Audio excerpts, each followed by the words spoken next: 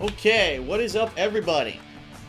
Welcome to another edition of Smark, guys, our ongoing pro wrestling commentary show. I am Darkside Phil, and with me, as always, is John Rambo. It's me. That's who I am. Welcome back after a week's hiatus. We've got a lot to talk about. We've got the results of the Bound for Glory pay-per-view leading into what TNA is doing for their new creative vision for the future. We've got the build-up to Hell in a Cell pay-per-view, which is happening this Sunday. Tomorrow, actually, now that I think about it.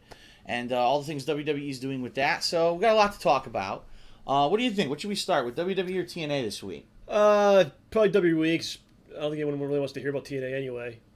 So might as well just do the part they want to hear. Wow. And, Wow. Well, look, I don't make the rules, man. I just follow them. All right, then. Starting with WWE. What the hell? I clicked on Raw and it went to SmackDown. There we go. Okay. So, this week is the final week to lead into the Hell in a Cell pay-per-view. And you might be saying, what the hell? Didn't they just have a Battlegrounds pay-per-view? And the answer is yes. For some reason, WWE decided to have two pay-per-views this month. They did it last year, too, I believe. So, Hell in a Cell. We've got a couple plot lines that are coming to the end to fruition. We got some weird things that kind of had developments this month. It's funny because we didn't even get to talk about, like, John Cena or anything yet. And it's always great to talk about John Cena. So if maybe we should do an extra half hour today just on that. Just on Cena. Yeah, that's why not? I mean, WWE's making these 20-minute fucking promo videos for his return like he's some fucking Jesus is coming back to the planet. Yeah, he's coming back to save them. None of the other wrestlers are good enough. That's why they didn't push any of them while he was away. And, he's coming back so they can have a real show now.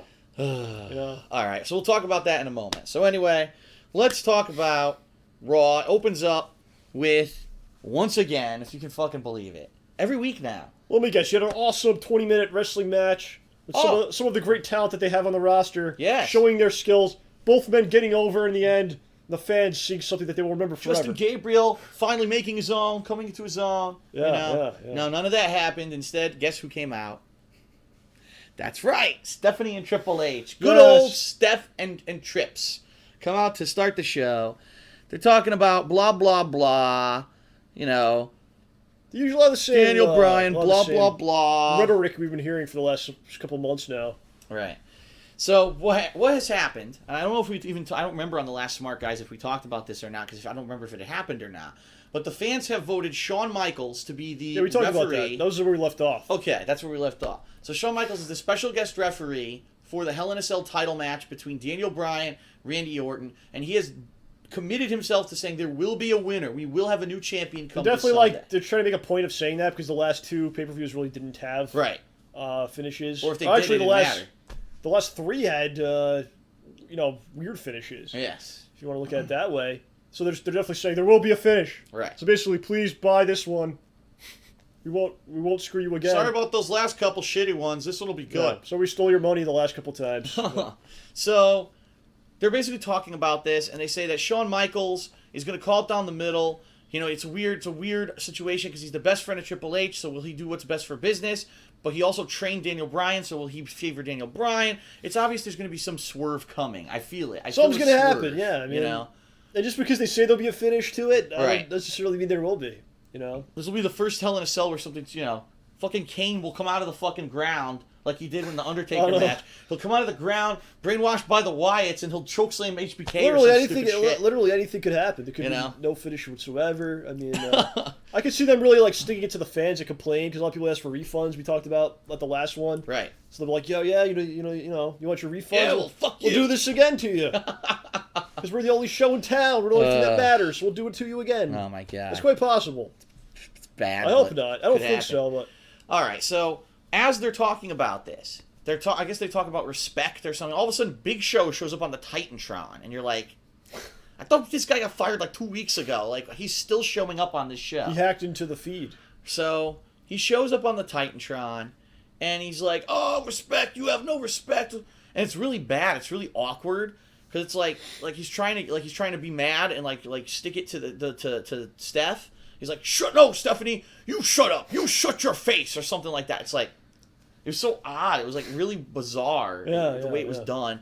So eventually they get him off the Titantron, and they announce the first match of the night. It's Daniel Bryan against Dean Ambrose. And trying to remember what happened, if anything insignificant really happened in this match. If anything insignificant happened? that what you said? Is that what I said? I can't remember if anything insignificant happened. The whole match was completely significant. You had to... Except for the insignificant part. Except for the which we forgot, so we're not going to talk about that. I think it was a typical match. These guys have had this match a few times now. And, Ambrose is good in the ring. Bryan's good in the ring. It was a good match, and Bryan goes over. Whoopity-doopity. CM Punk addressed Paul Heyman and Ryback. I don't even remember this. Let's see here. Now, for those of you who don't know, because I don't remember if we talked about... Again, it's hard when you have a bye week. It's hard to remember what we talked about, what we didn't talk about. I remember everything. The match is going to be CM Punk against Ryback and Paul Heyman. And the stipulation, I believe, that was added last week is that it's going to be a Hell in a Cell match. So it's the first handicapped Hell in a Cell match. Seems like people are finally starting to turn on this whole storyline. It's just... well, how long is it going to go? Well, Punk beat Ryback at the last one. Right. I know no one watched that, but it did happen. And then... They already did Heyman and Axel versus Punk. Right. It was the same thing. Now it's another handicap. And now they're saying this isn't even the end of this storyline. It's still going to continue after this. Well, as we'll discuss... And it's really become a little long in the tooth there. This week, Big E, of all people, gets involved. But we'll talk about that when we get to the match. He's a hero. The great hero, the face, the stand-up guy, Big E Langston has had enough, and he has to fucking stick up for what's right. Which means him and Dolph are both faces now. They're going to be a team again? Because they're both faces again at the same time? No, not until AJ. AJ will go face. Until AJ goes face and they all rejoin each other. Then they'll rejoin the stable, yes. Oh, wow. All right. Santino Marella has a singles match with Heath Slater. I don't care.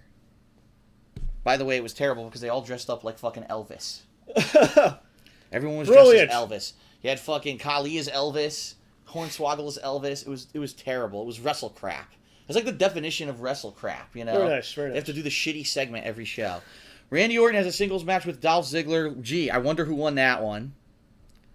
Dolph Ryder. The Bella Twins defeat AJ Lee and who'd she team with? I forget if she teamed with Tamina. I think she did. Tamina's her new... Tamina's the bodyguard. Her Diesel.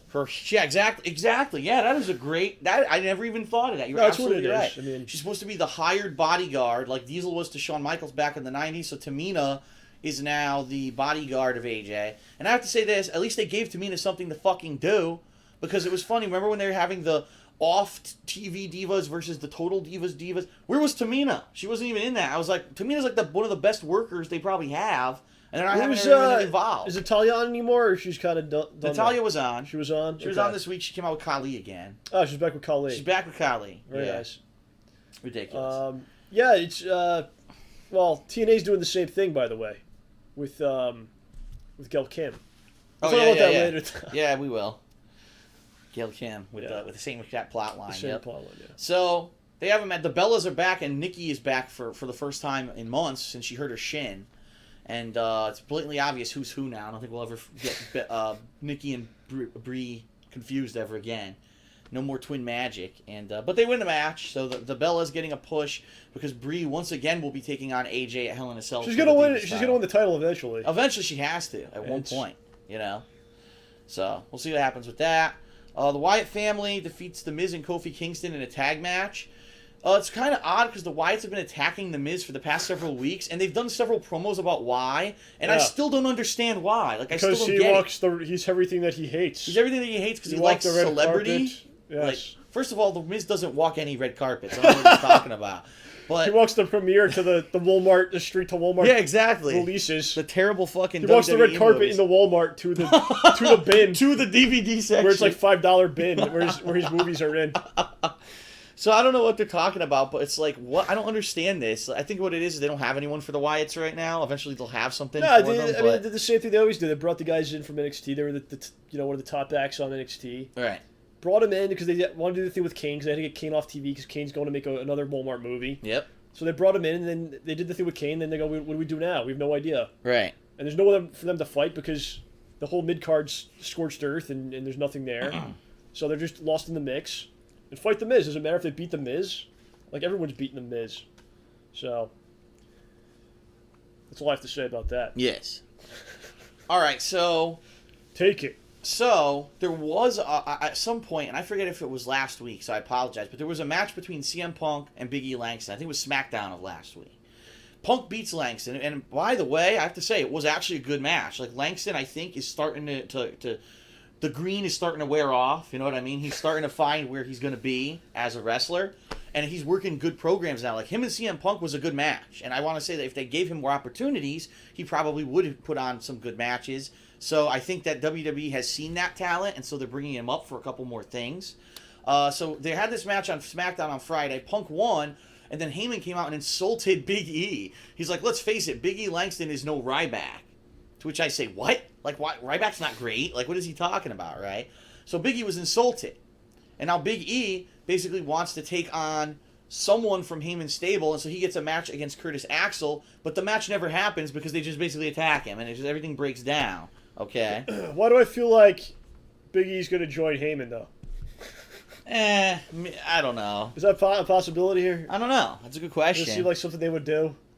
It's a good question. It could, like he's going bring him to in. Turn again or something? I don't know. We'll see. I don't know. So Big E's a face now because he's so insulted that Paul Heyman insulted him that he's basically sticking up for CM Punk. So there's all this stuff on the net this week about Ryback, how Really? they soured on him and how he's like a dick and he's a dick, and they're not happy with his stuff and blah blah blah. And he like hurt. I guess he hurt Punk. He hurt some other people. So I don't know. You gotta always take that stuff with a grain of salt. You don't know if it's legit or not. But it's what's being reported out there, and I don't know. We'll see what happens with the Ryback. It's like, what do they expect to happen if you got a guy who's green? He was learning the ropes. They pushed him to the moon, and if they left him in a face position, maybe he would have had more time. You know what I mean? But instead, you immediately put him in a heel, and then you put him against like the big people, John Cena. You got going, and then Punk. It's like, what are you doing? You give the guy a chance to succeed before he fails because he's not ready, and you blame him. That's what I hate about the business is they always put the blame on the wrestler. It's like, but you're the one who wrote the fucking story and put him in this super high profile match. You have to have an established order. His build was double squashing fucking and then nobodies. He was right into Yeah. Give him a chance. Give him a run so he can actually learn. I don't know. That's just my opinion. I must agree. Okay. That's all I have to say.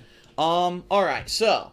They turned the match. This was supposed to be Big E against Curtis Axel, and they turned the match into CM Punk and Big E in a tag match against Curtis Axel and Ryback. And surprisingly enough, the faces win.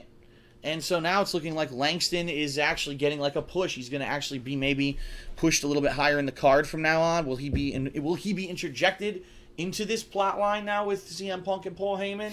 Or was that just an opportunity for him to get a little limelight and now he'll go on and do his own thing? I don't know. I've been saying this all along. If you were following the show, I know you have. Everyone watches it multiple times each week. That's right. Yeah, it's going to be Lesnar's going to come back and fight Punk again. I think, and they've just been killing time for the last, what was that, SummerSlam they did that? Yep, he's been gone since SummerSlam. And then ever since then, they've just been killing time, waiting for that to, for him to decide to come back and get $1 million again. Yep.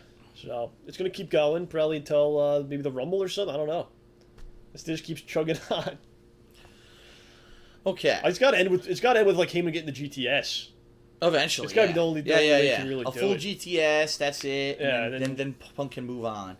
I really feel the Rumble will be the reset. I think. And then Heyman, and then maybe Brock will come in and. Right.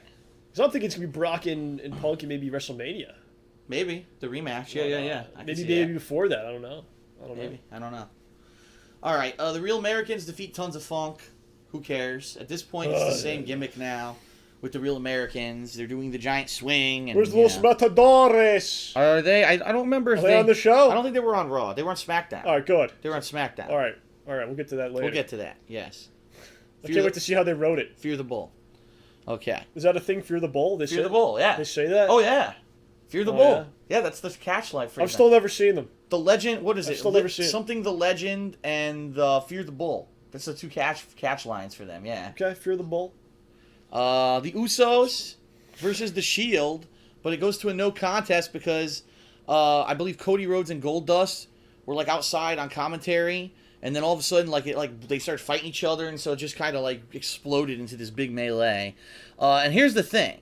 Yeah. And this is a good point. I completely agree with this, with the tag team situation. Now, first of all, WWE has now, I feel, they're building up a real tag team division for the first time in years. They have a couple teams. Which is a good thing. You got the Usos, the Shield, the Real Americans, Primetime Players, the new Matadors or whatever.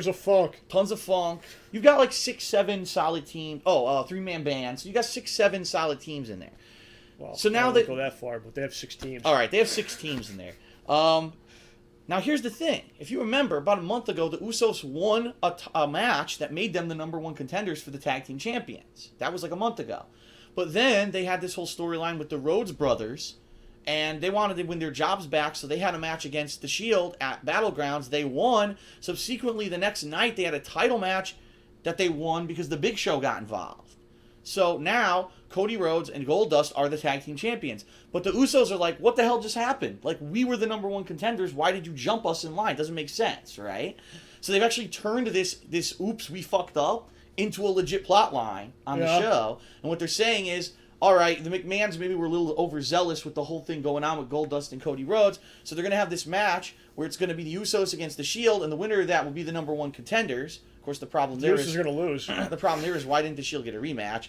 But no, it ended up being this no contest because the Rhodes brothers were out ringside for commentary, and it just exploded into like a melee. So now they're saying on Sunday, tomorrow, it's going to be a triple threat. It's actually going to be the Rhodes brothers versus the Shield versus the Usos in a triple threat tag team title match. And you know what?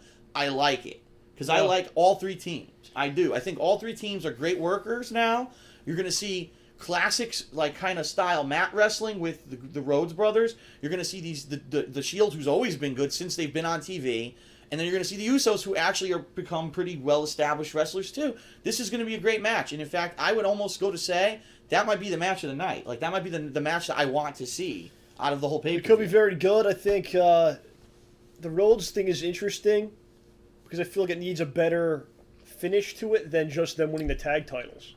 Because, like, what Triple H and Stephanie, like, put them through... Like now it just kind of seems like they won the titles. Okay, now they're separate from the command thing. Right. But it seems kind of anticlimactic in a lot of ways. Yeah, it's getting dragged out now, and it's like I think it's still in a danger because I think Cody could be a big thing, but having him beat the Usos or part-time players, having him stuck with Goldust for 6 months. I don't know if that's going to help in the long run. Right. So. It'll be interesting. Maybe they'll build to like a Cody Goldust feud. That could be interesting to see the two of them, because they do a lot of the same moves too and Cody stuff. versus Goldust. Yeah. Why would this happen? I don't know, but that's why I almost think that might happen. Like that's what they're trying to do. They're trying to build it up. They need to reestablish Goldust. These guys got the job. Triple H. I mean, Triple H has put himself in a position now where he's the top guy in the company, right? Yes, he did. So all he's got to do, just do some jobs.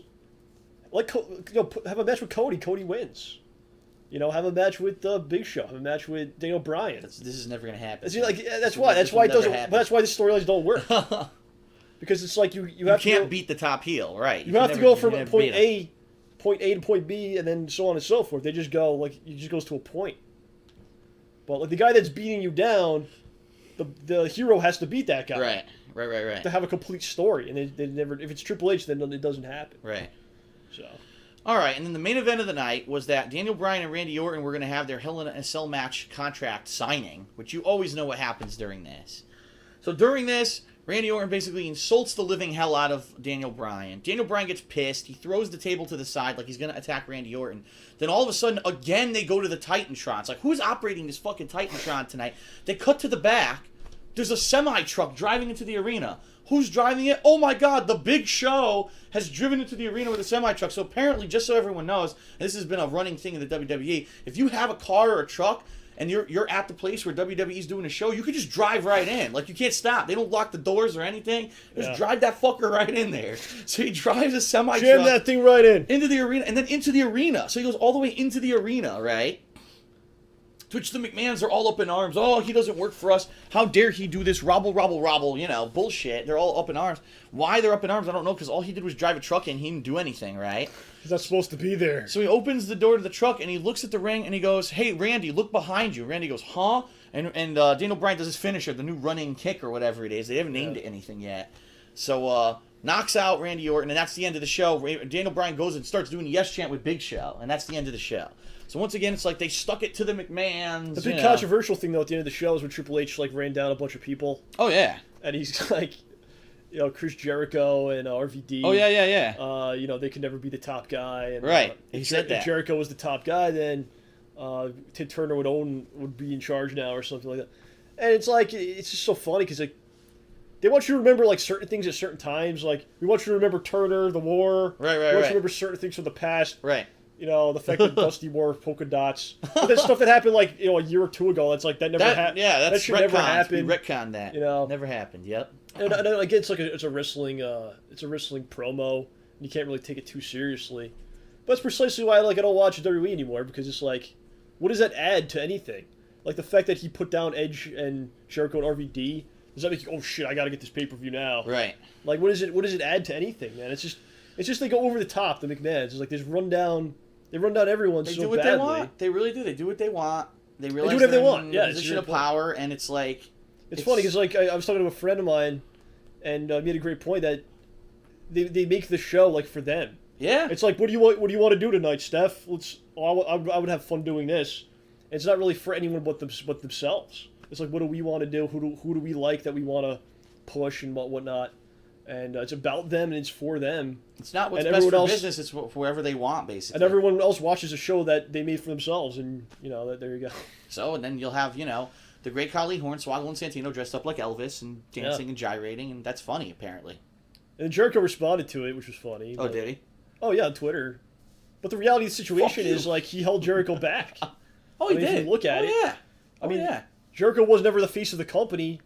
Not because of anything he did, or the fans. He was the top guy in the eyes of the fans, and that's why when he comes out, he's still. Well, you remember Jericho was the first undisputed championship, and they stuck him with Stephanie. And then he fought Triple H. Triple H. And he got squashed, and then they got rid of him. How long ago was this? That was one of the first times they got rid of him. He was released. How long ago was that though? That was a long time. 2002. Yeah, right. And look where we are now, and it's still about them. Mm-hmm. Back then it was about them, and now it's about them still. Yes. It's never going to change, John. 10 years from now, this company will always be about the McMahons, and next it'll be their children, and it's gonna. I'm telling you, it's just gonna be recurring. It's the McMahons, always. It didn't used to be like that. It all started with because the Vince thing got over. And then they just keep going back to that well, and the show's about us. When you have no creativity, that's what you do. You redo the same shit. Sorry. Ooh, snap. Oh, no. Phil just told them. All right. So SmackDown. SmackDown opens up with Michael Cole interviewing Triple H. So once again, Triple H, Michael Cole interviewing Triple Somebody H. says that's the match in 2K14. What? You could do the Jericho Triple H match in the game. Yeah, great. That's the old young Jericho versus Triple H. Yeah. Uh-huh. Think about that. Like, let's go back to that for 1 second, because I remember this vividly. Like, Jericho won the 2 belts, right? And like 2 weeks later, Stephanie's his manager. She's having him clean like dog crap or something. Remember this? Yes. What the? And then did she turn on him? Yes. At WrestleMania? She did. She eventually turned on him. Yeah, she did. I should have just stopped watching then. I would have been so much better off. Oh boy. Okay. So Triple H is being interviewed by Michael Cole in the ring. And he says, what's going on with Big Show? We all want to know. And Triple H says, listen, I'm not at liberty to say because Big Show's suing us.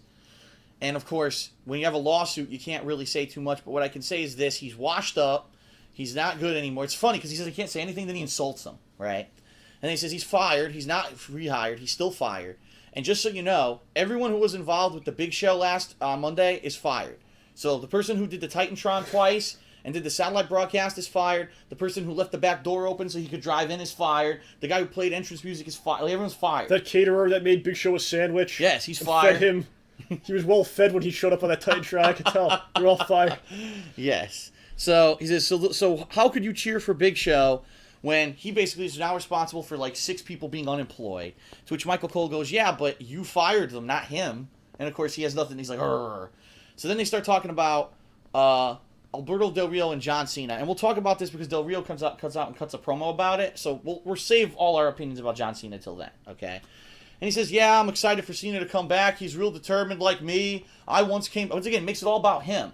I once came back from a crippling, debilitating injury, and it's hard. It's real hard, so I can appreciate what he's doing coming back within 2 months. That's something very brave of him, blah, blah, blah. I'm like, now, wait a minute. I do want to say this. John Cena was told by the doctors to not come back. He was, in fact, in the training montages that they're showing, the doctor said to Cena, you have to wait at least like 6 months. Cena said, no, fuck that. I'm going to work out against the doctor's will. Goes against what the doctor says, and now the doctor cleared him to wrestle. So it's like, now wait a minute. Why are you're actually rewarding misbehavior. John disobeyed the doctor, did what he thought was right for himself rather than what the medical professional told him to do. Now, if John went and took performance-enhancing drugs to get out of this injury, you would have chastised him. Now, I'm not saying you did, but if they did, if he had done that, you would have chastised him, you would have punished him, you would have given him a wellness violation. But when he just works out against the doctor's will, you don't punish him? No, that's a good thing? What? Like, what kind of a double standard is that? I don't know. It's a storyline, I guess. So, anyway, that's what's going on there. And then finally they ask him about Randy Orton and Daniel Bryan. And, of course, he says, HBK will hopefully be, he'll do what's right. And then Daniel Bryan comes out and he says, I trust HBK, and I know he'll do what's right for the business, not for the business, but for what's morally right. And then he just does yes in front of Triple H's face. So it's a really basically throwaway promo. I don't even know why they bothered with it. Well, the same. I mean, even Daniel Bryan has become very stale in his stuff. Right. He just keeps saying, I will prove myself, da-da-da. But it's like you already did. You won the title twice. Three times in a row now, but you're still trying to prove yourself? Right. I mean, and they're still saying, it's also like what they're saying, you have to prove you can do this, da-da-da. But it's like he's done it. He's done already. It already. Right. So it's announced that the main event of the night is going to be Daniel Bryan, The Miz, and is it the Usos? Yeah, and the Usos against the Shield, Randy Orton. So it's the full Shield, all three of them, and Randy Orton. That's going to be the main event of the night. The Usos actually... No, I take it back. It's not the Usos. Who the hell's in this match now? What does it say? It's not the Usos. Oh, it's the Rhodes brothers. Sorry, the Rhodes brothers are on the face side. Those crazy Rhodes brothers. Yes. The Usos defeat Luke Harper and Eric Rowan. This is pretty crazy. So they have a Wyatt family. They've only been beaten once before. Okay. They're having this match with the Wyatt family, and The Miz is actually, I believe he's on commentary. Yeah, he's on commentary because he's pissed because they've been attacking him for weeks. So at one point, Bray Wyatt tries to get involved, and The Miz jumps up and just does an amazing running punch to his face, knocks him out. And so now, of course, that distracts one of the Wyatt brothers, or the Wyatt family, sorry. They chase Miz to the back. It forces one of them to be isolated in the ring, and they lose the match. It's the second match now that the Wyatt family has lost. And this leads to a backstage promo later. The Wyatts caught up with The Miz and beat the living shit out of him and painted the word liar on his chest. Whoa.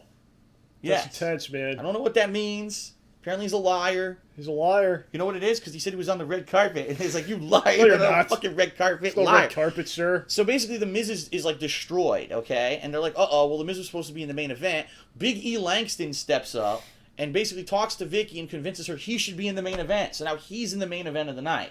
So, again, he's a face. Again. Yeah. He's a hero. He's the great hero, Big E Langston. AJ Lee has a singles match against Nikki Bella. That's the one with the bigger boobs. And during the match, basically, I think Tamina gets involved at one point. And then finally, she just puts Nikki into her new submission, the Black Widow. Nikki taps out. So AJ looking strong moving into Sunday.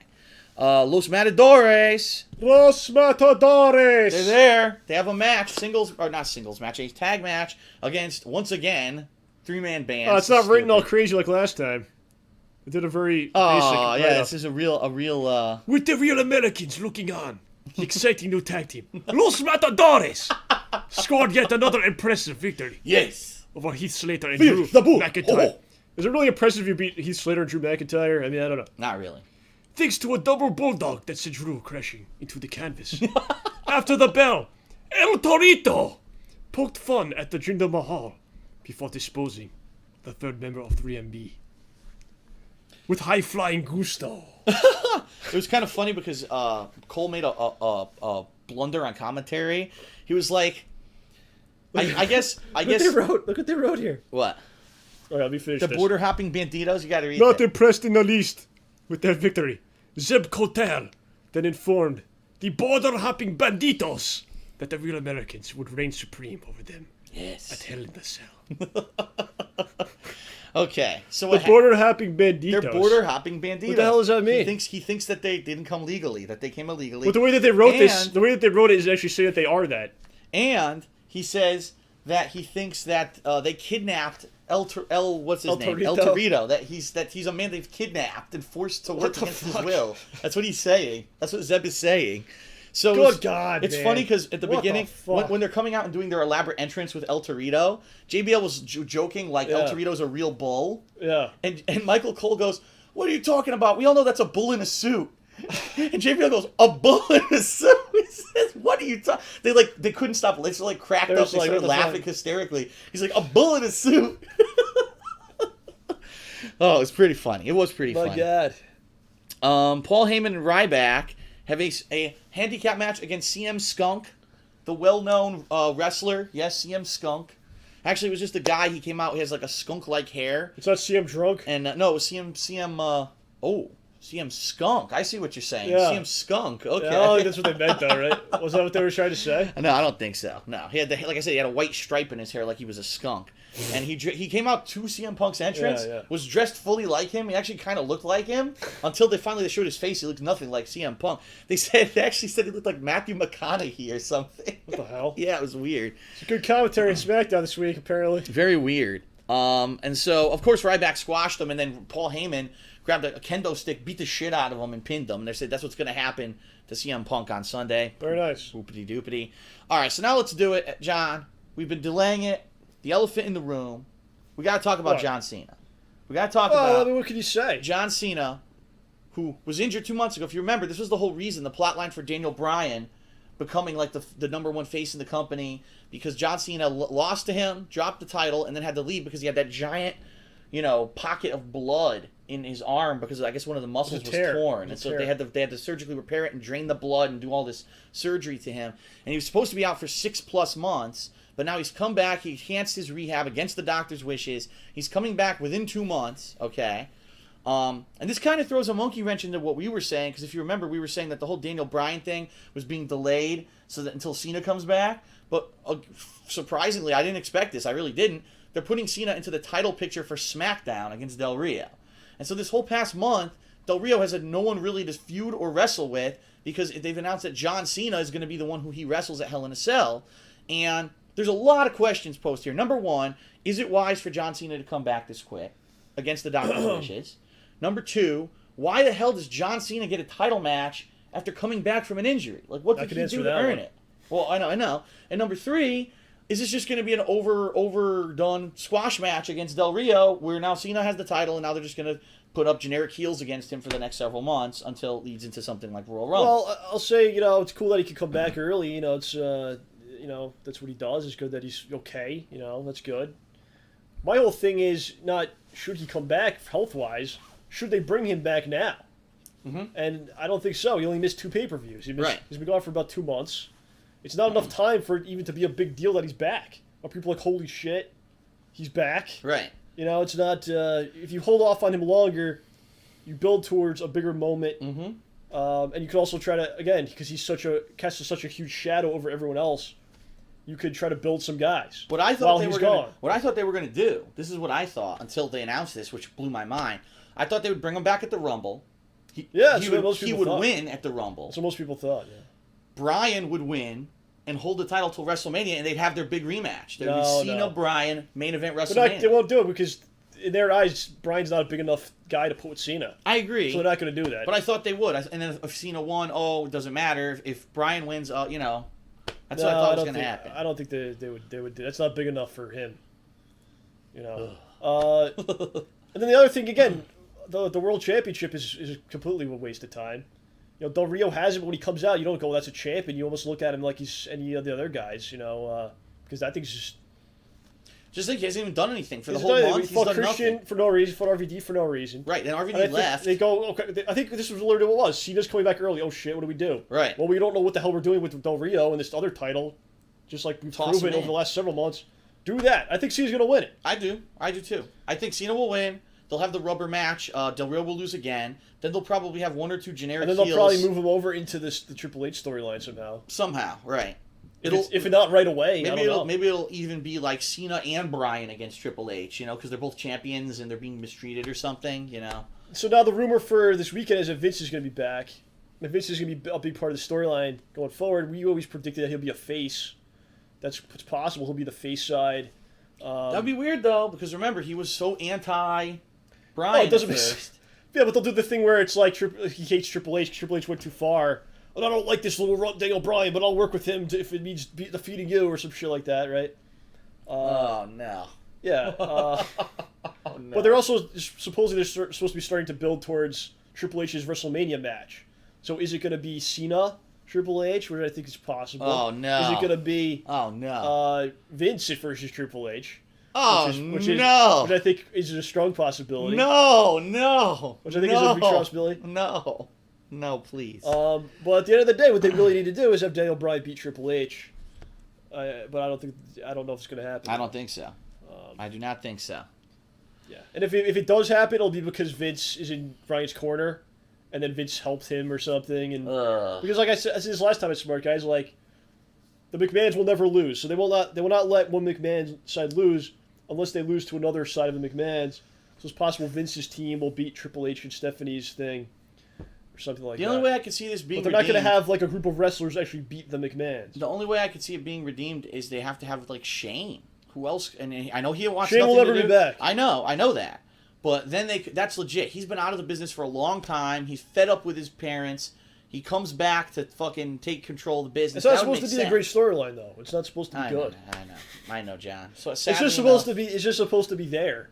And don't get me wrong. I actually, even though this is filler, I have been enjoying the months where Bryan's been in the main title picture. I'm enjoying a lot of the stuff. I don't want people to get the wrong idea. Even though I'm frustrated at where they're going with this storyline, I am enjoying the wrestling. But if he doesn't having Bryan at the top of the card has been an asset in my opinion. If he doesn't get what he's supposed to get in the end, then it's like, what was the point of all of it? But just like CM Punk, absolutely. Right, just like CM Punk. I agree. CM Punk still never got Triple H back for that.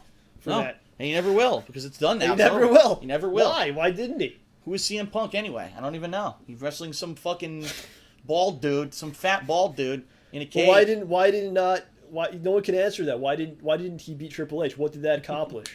Tell me what that accomplished for anyone. That Triple H beat him. All right, did it even make them money? Did it elevate anyone or anything? And the one other point I want to make that I am angry at this. I have to admit, John Cena coming back. Now everyone knows I'm not a fan of John Cena's ring work. All right. However, I am a fan of John Cena the person. I think that he is a good guy doing all the charity work that he does. So let's get that out there. For him to have like literally getting 10-minute montages now. Because he's coming back after a month and a half injury. That's the thing. It doesn't seem like a big deal. It hasn't been in a long time. Yeah, like, what is that? And I can understand, the kids can buy the merch again. And the big thing is this. I absolutely believe they wanted him back for the end of October for this Komen for the Cure campaign that they're doing. Last year, he was the only superstar who wore pink. This year, they had everyone do it. And he hasn't been around. So even AJ Styles is doing it. Even AJ Styles, yeah. He's a huge part of this whole thing. AJ Styles is doing it. So I understand why they're rushing him back, but to make him come back, he is the great hero, and they have this promo. That's the problem. It shows his first match against Kurt Angle, ruthless aggression. Oh, it's funny how they didn't show the episode of SmackDown where he dressed up like Marky Mark, and that was his Halloween costume, and then they turned it into his gimmick. So funny they didn't fucking show that, right? But then and then they have here he is, his.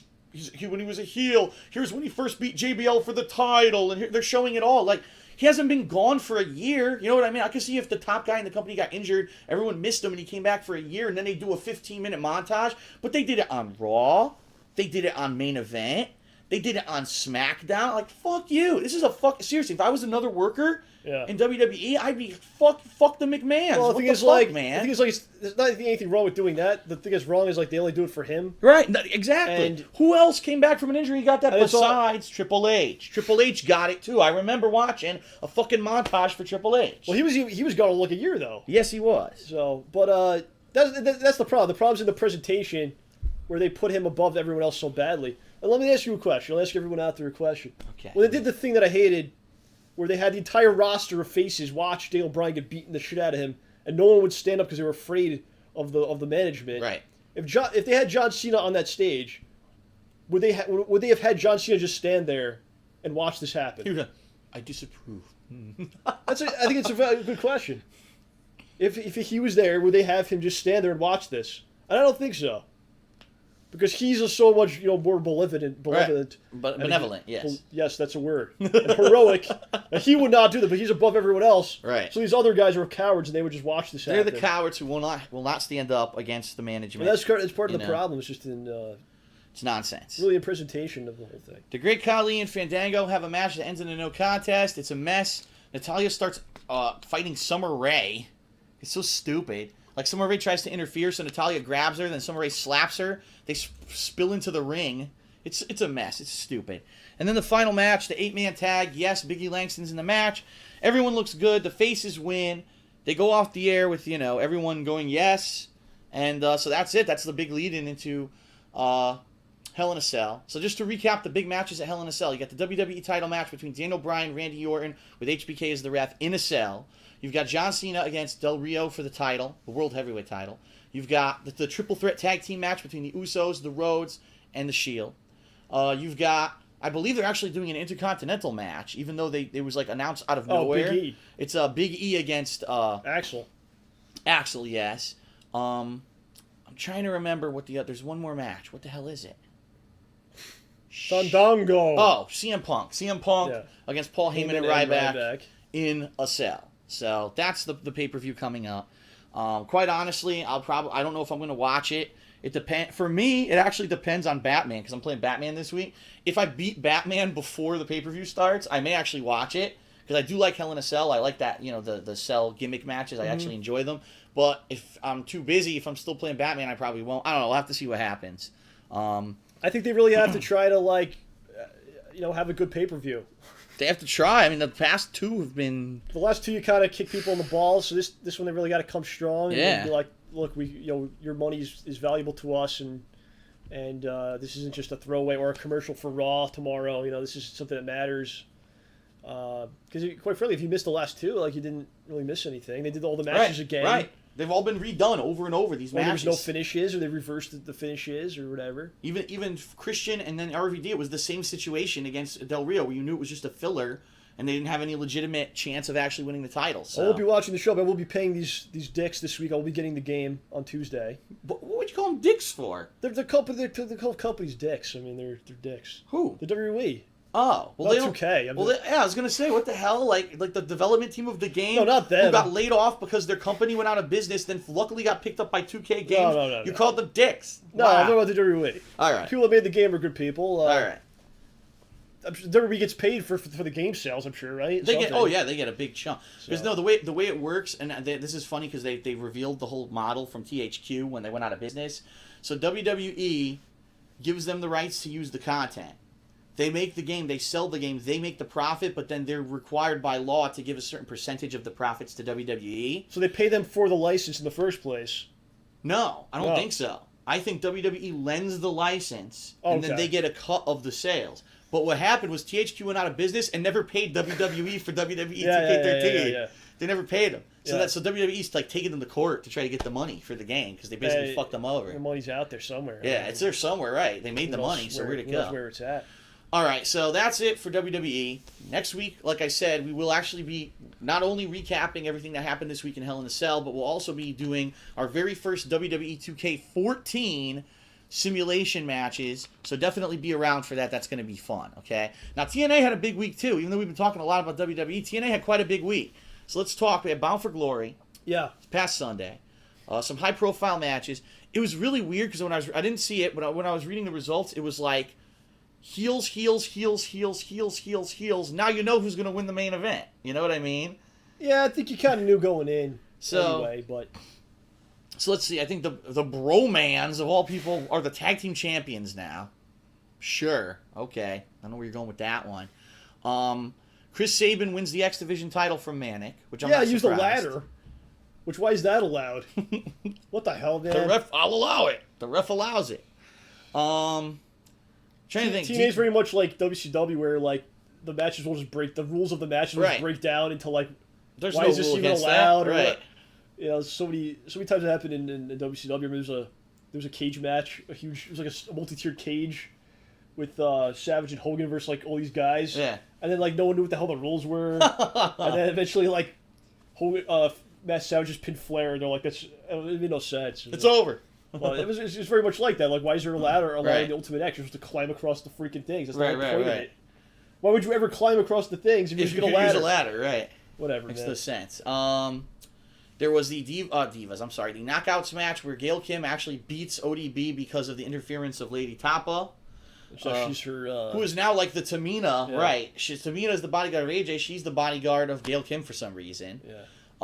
Gail Kim needs a bodyguard after winning the title 50 times in a row. Magnus goes over Sting, which I think everyone kind of expected. Yeah. The passing of the torch was almost like the passing of the torch match. Yeah, like, Sting actually tapped. He really tried to put him over big. I don't know if Magnus is really in that position in the eyes of the fans. No, where and it's funny that you say that because he didn't even do anything on Impact this week. Didn't even have a match. I think he's going to be doing some stuff big coming up. Okay. I did see some of the reports and whatnot. Okay. But yeah, I mean they tried to make it like this Flair versus Sting, when Sting was a young guy, and Flair was the veteran. But neither guy is in the spot. Right. Those two I were agree. in I agree. back then, so it doesn't have the same impact on it. But they tried something out. I don't know. Right. And Sting's one of those guys that'll put people over. Brother. Some people won't do that, brother. Yeah, Sting. Or Triple H. I have to say this, Sting, when you look at the history of the business and the choices that Sting has made, he actually seems like a legit good guy. He does. He does. I don't know. He could have gone to WWE and got paid a lot, so I'm going to go help Jeff and TNA, and maybe that was a mistake. I don't know. I mean, but... Poor guy. But he tries to put people over. He does it many times. Yes. Now, I want to know your opinion on the Kurt Angle situation. And do you think that this was partially actually not a work, and maybe Kurt went to management and said, because of what happened, I don't want to accept the Hall of Fame induction? Because if you don't know, Kurt Angle was supposed to be inducted into the Hall of Fame for TNA. He was supposed to be the second inductee, but then he got arrested for DUI. He went to rehab. And went to rehab, just recently came back, and now he was supposed to be inducted into the Hall of Fame on Bound for Glory, and he actually, I don't know if it's a full work or whatever, but he declined the induction. Do you think that this is partially real, or do you think it's a full work? Because the night before that, they had the actual ceremony where he did accept it and did a speech. They just never, really spoke about that. Okay, but there was, a legit ceremony that they did. I didn't know that. Where Sting spoke and Magnus and blah, blah, blah. But then when they do, the actual pay-per-view, then they go, okay, now it's the storyline where he's not accepting this. And the storyline's a little weird. He keeps getting stretchered out. Yeah. It's going to... I mean, I don't know. Well, let's talk the match. He had the match with Bobby Roode, and it was a really good match, but the end of the match was when he did the top rope angle slam and knocked himself out.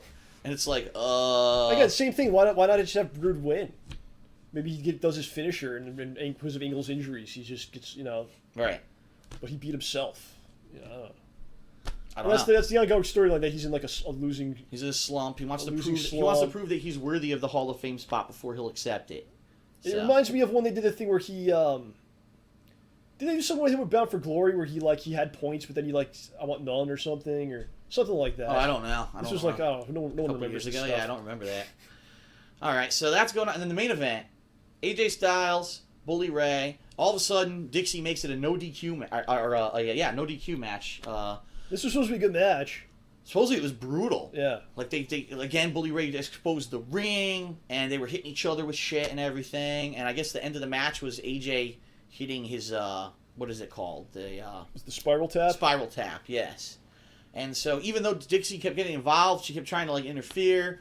AJ still wins, and so AJ is the new World Heavyweight Champion of TNA, which leads into Impact this week, where he opened the show.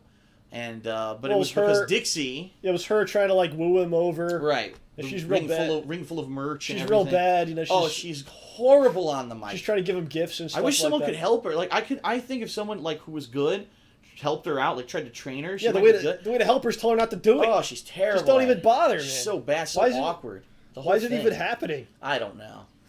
So she comes and she's trying to woo him. Oh, I bought you a car. You have the posh dressing room. You have lobster and filet mignon in there, and alcohol, even though you don't drink, which made no sense. Put alcohol in there even though you don't drink. And so of course AJ says, "I told you that you were going to have to pay for what you did. Well, this isn't what I meant." So I basically, this is all nonsense, and it's not going to work. This is not going to work. You're not going to be able to. Well, she basically the meat of it was that. Well, first of all, this show had no wrestling on it, by the way. Yeah. The first this original segment had 3 commercial breaks in the segment itself. Yeah, it did. You're right. What the hell is this? It's basically her saying if you sign this contract, then you don't have to defend the title tonight against Bully Ray. And he goes, "I'm not signing your contract." Bully Ray came out. They were going back and forth. Basically, AJ says, "I'm not going to sign your contract." He holds the title up. Bully cheap shots him, hits him in the stomach, starts beating the shit out of him, was going to put him through a table. And then, of course, Mr. Anderson returns. which was cool. You know, it was good. It was a good way to bring him back, and he starts going off on Bully, but then things just start going over the top, man. Of course. First, he starts fighting security, and then, of course, what was it? Cops come. Yeah, he gets arrested. He gets arrested and taken away. And then Bully Ray tells Garrett, Knox and Garrett. Yeah, Knox tells him to go to the police station and make sure he doesn't post bail. Yeah, what does that even mean? What? So if a bail bondsman shows up, beat the shit out of him, I guess, or something. You know? Beat up the cops if you're gonna let him out, or Makes something. no sense. Very Yeah, it's confusing. just like they're doing this thing with Bully where he's talking to other people. Have you seen this? He's like talking to guys you can't see. Oh. So they're almost like insinuating that there's more aces in each guys, Huh. or either like the other guys are back, or there's new guys that Garrett and Nux don't know about, or something, or he's gonna have like different dudes come in, or I have no idea. Huh. Who the hell knows? I didn't even notice that. Yeah. Okay, so the Anderson thing happens, and then he gets hauled away to the police station. Let's see here. Yeah, he comes out with music and everything. It's the same as the Big Show thing, you know. He comes out with music and a whole There we go. entrance. Yeah. Yeah, he's not supposed to be there, and he's arrested. Right. Like, why? It's do you have almost an like the entrance? wrestlers in WWE TNA have like implanted chips in their bodies that when they like cross a line at the entrance, like automatically. Yeah, like it's an infrared like thing that just sets off the shit in the arena. The Titan Track. That's what it must be. That's the only explanation for this. Wow. Because Big Show did the same shit when he was fired or whatever, and he came out with the music and. All right. So speaking of, there was almost no wrestling. Let's talk about the first match. It was actually Gail Kim with Lady Tapa in her corner and Brooke against Velvet Sky and ODB. And Gail and Brooke end up winning the match when Lady Tapa sneaks into the ring and smashes Velvet Sky. Woohoo. So then they announce, obviously, the title match is going to happen tonight, the rematch, Bully and AJ Styles. Okay. Jesus, excuse me. Ooh. This is weird. What's this? EC3. Yeah. Ethan Carter III. I guess is he? First of all, is he really a Carter? He's not. No. Okay. No. He's not really a Carter. He was Derek Bateman in WWE. He was on SmackDown maybe like twice or something. Okay. So he's supposed to. His character is that he's supposed to be one of the Carter family. Okay. He's a nephew Dixie of Carter. Dixie. Yeah. Right. It's weird because he's coming out and Christy Hemme goes, the following. Oh, they do that all the time. The man. following. The following contest. They do that. That happens all the time. It was so weird. Like, she was, like, stuttering or something. I don't know what happened. But, so he comes out, has a match against this jobber, this crazy jobber. His name was Dewey Barnes. He looked, you know what he looked like? A tall, what's it, oh my God, why can't I think of his name now? Bob Backlund. A tall Backlund? A tall Bob Backlund. And his mannerism was Bob Backlund. He was acting like he was crazy, like a big smile, and putting his head around. Yeah. He was acting like Bob Backlund. I can see that, yeah. And it was crazy because the guy was actually good. Like, he was hitting some crazy drop kicks and shit. And even the commentator, Taz, was like, what the hell? He's like, who is he? Is he channeling other wrestlers? What's going on in this match? But, yeah, Ethan That's Carter. the storyline, like, for this guy that they give him, like, jobbers. Yeah. Because he's Dixie's nephew, so they're setting him up with, like, tomato cans. And then he talks about how great he is after he beats these guys who aren't good, you know. Okay. I think he's got potential. You know, it's a character that's been done a lot in wrestling. It works, you know. The fact that he's Dixie's nephew is really stupid. Yeah. You know, like, I don't know how far you could go with that, you know, because she'll be face again and blah, blah, blah. And I don't know. The fact that they're doing that as part of the Carter family, I think is kind of stupid. Because it could hinder him in the long term, you know. Yeah, right. So they do have a little vignette with Magnus and Sting sitting at like a bar somewhere. I don't know where the hell they were in suits. And Magnus is basically saying, "Thanks for kind of passing the torch last night. I appreciate that you gave me this match." The clubhouse. And you know, it was really good. And that was it. It was funny because it was short too. And I was like, "So you gave him the rub, but he doesn't even get to wrestle this week. That's nice." No, there'll be more next week. With them. Then they did Angle. This was weird too. So Angle comes out. He says, "Listen, I didn't accept the Hall of Fame induction. I'm not ready for it yet. I have to prove that I'm ready for it. But I'm okay. So even though I was knocked out last night, I want to show you I'm okay. Yada, yada, yada." Then Rude comes out. And Rude basically insults the hell out of him. Tells him to go home to his ugly wife and kids or something. Something stupid. Does he have a wife? No, that wasn't. That was Bully Ray. Sorry, I'm getting That's what Bully Ray Bully confused. said to AJ. Yeah, that's what Bully said to AJ. I forgot about that. So Rude's basically insults him. Basically says, you're not. I'm better than you. Angle says, no, you're not better than me. Challenges him to a match, and Rude says, well, I can't wrestle you because you're not medically cleared. Then they start fighting anyway. Then they break it up, and that's the end of the segment. You can't wrestle because of you to tell anyone. Well, I heard about this somehow. Stupid. Like, I don't even understand. What was the point of the segment? It didn't put anyone over. It didn't explain anything. It was very odd. Let's see. The Bromans were in the ring. And yeah, like there's so many segments of just guys talking. Yeah, over and over. no wrestling. And at this all. one was the same thing. They had the whole what was it like a celebration or something? The brobration or something. And they had all kinds of shit. They had a fake DJ. Oh, that was Taz's commentary. DJ. It's DJ Salami. It's called DJ Salami. It was so funny. I was like, what the hell's he talking about? Yeah, what was he talking about? I don't know. DJ Salami. It was almost like he was mocking the whole thing or something. So they come out, they're dancing, they're eating protein bars and shit. And then, of course, the former champions, Gunner and Storm come out, and they're pissed off that they lost the titles. They want a rematch. What are they doing with James Storm, by the way? I don't know. This is a guy that, he's been there for so long. He fought his way. He won the title. He was the champion for a week or something. Then it was so important to him until he wins the title. And now his character is basically, this is literally what he says, too. He goes, I just want to drink beer and watch Gunner fight people. That's his entire character. I want to drink. I want to sit back and drink beer while Gunner fights dudes. Yes. And I watch him fight. That's how it's done. That's all he cares about now. That's it. That's his life. What is life this? Life of a cowboy, John. You still understand? You're not a redneck like him. And no, because before he was all about winning the title and being the top guy and blah blah blah. That's kind of the problem with TNA. It's not best for business if James Storm is the champion, John. He's not a good face for the company. He's drinking all the time. He's got a beard. He's got a beard. Nasty beard. He's got a beard. Yeah. Long hair. That's not good. That's the problem TNA has though, because they elevate these guys and they get them to a point where people believe in them, and then they just shit the bed. Bobby Roode's one of them. I agree. He was the longest reigning champion. He was probably the best heel in wrestling at that point. And what's he doing now is, Yeah. Storm, they had him up there. Now he's I want to fight. Watch this guy fight. Drink beer. Go up and down the line. Samoa Joe. Right. Another one. Yep. Yeah, Joe. Whoa, Jesus. Austin Aries. He was the hottest thing last summer. He wasn't on the show either. Yeah, you're right. He's not what's he doing. Not even on the show. So then anyway, Bad Influence comes out. They're pissed off too. So it's leading into the fact there's going to eventually be a match where all these, I think next week they're saying there's going to be a triple threat match for the tag titles.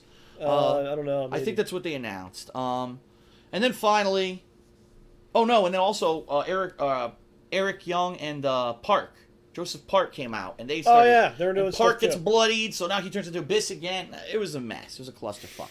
All right, so now the main event. The main event of the night: AJ versus Bully Ray. And it's good. I think it was a good match. I enjoy it until you get to the TNA stuff, and then it's a great match. And then what happens? The last Mister. They had a great match with Anderson. What was it? Anderson and Bully? Yes. A couple months ago. It was a great match. And then you have the TNA crap where, what was it? Tito Ortiz comes out, gets hit with a bottle, and then. Right. By the way, they're not doing that fight. What? The Tito versus Rampage thing. It got canceled? Yeah, because Tito broke his neck or something. Oh Jesus! He broke something in his neck or something. So the whole thing's done. Oh my God! So the whole thing had no purpose whatsoever. Wow! They promoted a thing that never is going to happen. Wow! It was a complete waste of time. But that's just beside the point. So what happens here? You have a great match, and then you give the TNA thing. Mr. Anderson comes back with handcuffs still attached to his freaking arm. to his hand. So I guess he broke out of prison, beat the shit out of the cops. I don't know, stole a car and drove there. Comes out with music again, and then helps. Well, I don't think he had music this time, but no, he might as well have. He helped AJ. Right, AJ gets the pin. AJ gets the win. AJ retains the TNA title, and then at the end of the show, basically Dixie comes out and says, "Sign this contract, because if you're the champion, I need you signed." AJ says, "No, these people deserve better than that, and screw you, I'm leaving," basically, is what he says. And he's gone. They're basically doing the CM Punk storyline from 2011, where he has the belt and he's gone with the belt. It runs into the crowd. And then Hulk Hogan came out. No. Hogan and Bischoff. No, they're done. But yeah, they're gone. So I mean, that's the thing that they're doing the same storyline that they did with Punk. in the eyes of the fans out there, no one's gonna like that isn't watching is gonna get excited like and go, wow, I better check this out. Right. The thing that they have an opportunity to do though is actually do the storyline better, because if you remember, Punk was only gone for like 8 days, and then he just came back for the here I am, because they didn't know how to do it properly. Right. What they really needed to do was keep him off TV for a while. But the rumors what they're gonna do with AJ is actually send him to different places with the belt.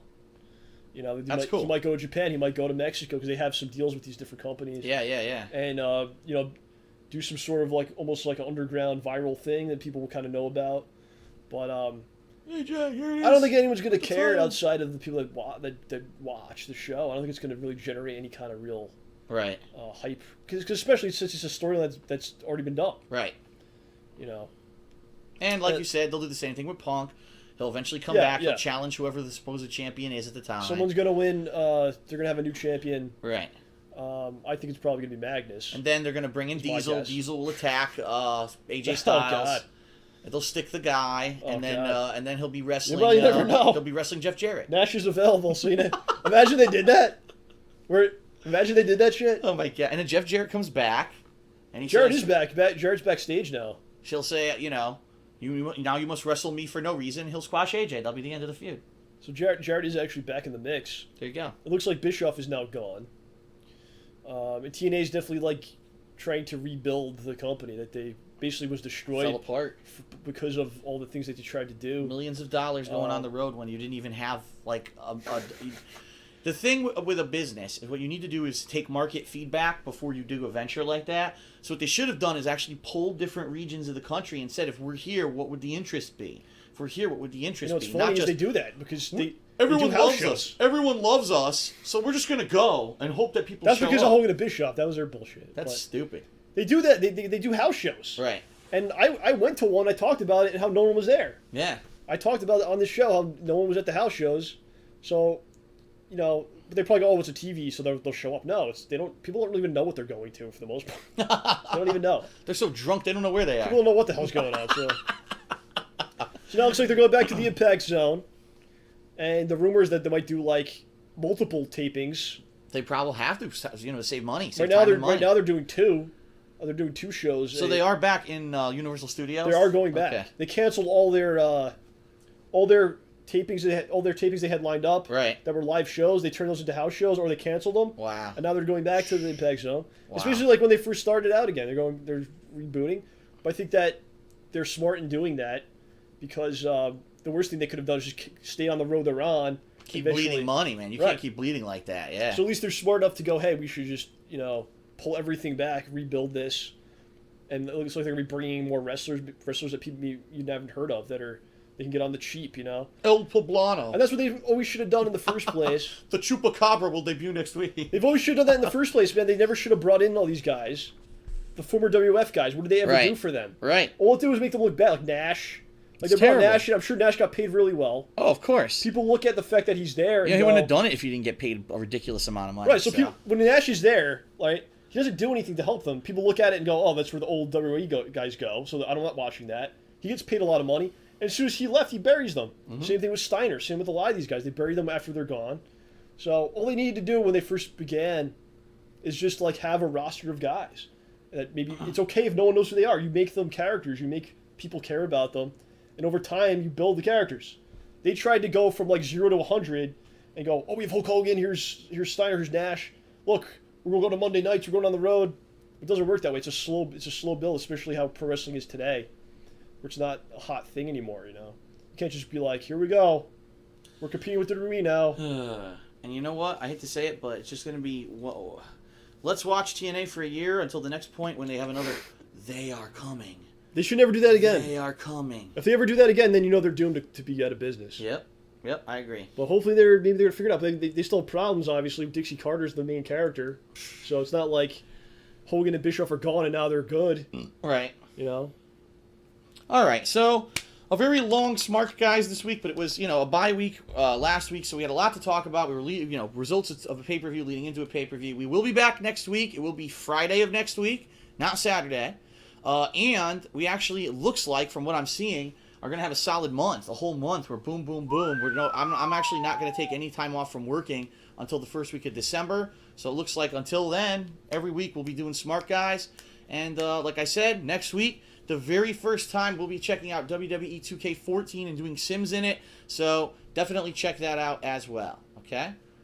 All right, so. Whoa. Whoa. Okay. Whoa. Whoa.